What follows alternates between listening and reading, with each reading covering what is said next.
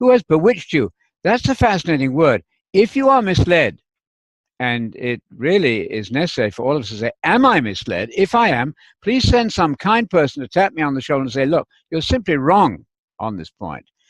Paul was indignant then at these Galatians. The church of the Galatians had been founded by him. Who has bewitched you? Let's think of a synonym. Who has infatuated you, bamboozled you? He's very much incensed with that because these dear people did not understand the difference between the old covenant and the new. And later in Galatians chapter 5, he says, if I am still preaching circumcision in the flesh, which I am not, please note, Paul says, he's not in favor of circumcision in the flesh. If I'm still doing that, why am I being persecuted?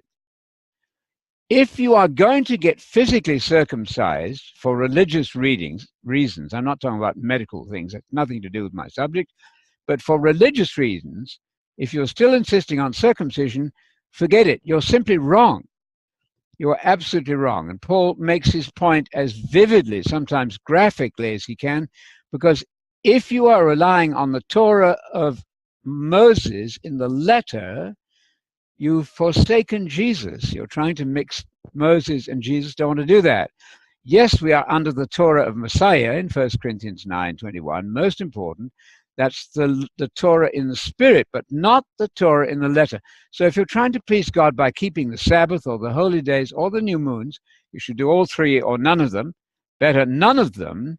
If you're doing that, you're taking yourself away from the circle of Jesus, who is the fulfillment of the new moon, of the weekly Sabbath, and the annual holy days. Jesus takes care of all that now. You can meet certainly on a Sunday, which is Resurrection Day. It's not a transferred Sabbath, that's right.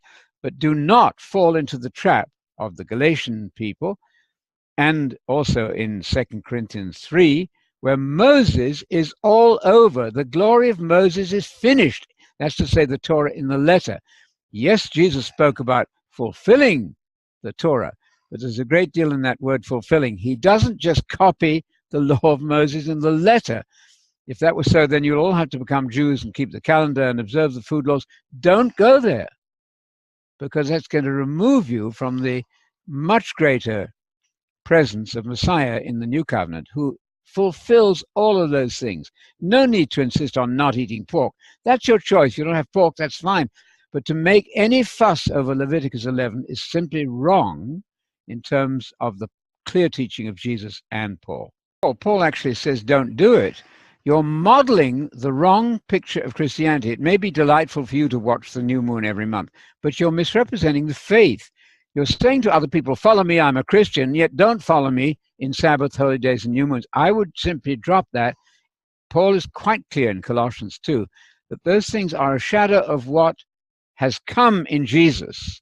That's not a shadow of things to come, that's to say future to us, because Paul also said that Adam is a type, notice the verb tense, is a type of things to come.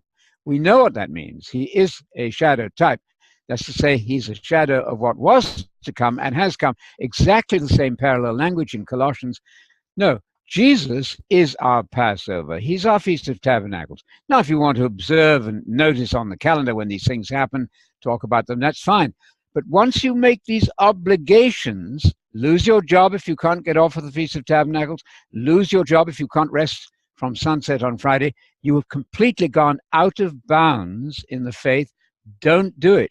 There's a way of trying to obey the Bible which ends up in disobedience.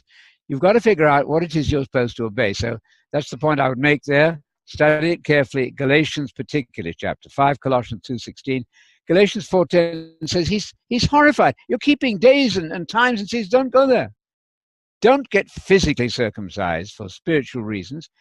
You're misrepresenting the faith. What's the point of that?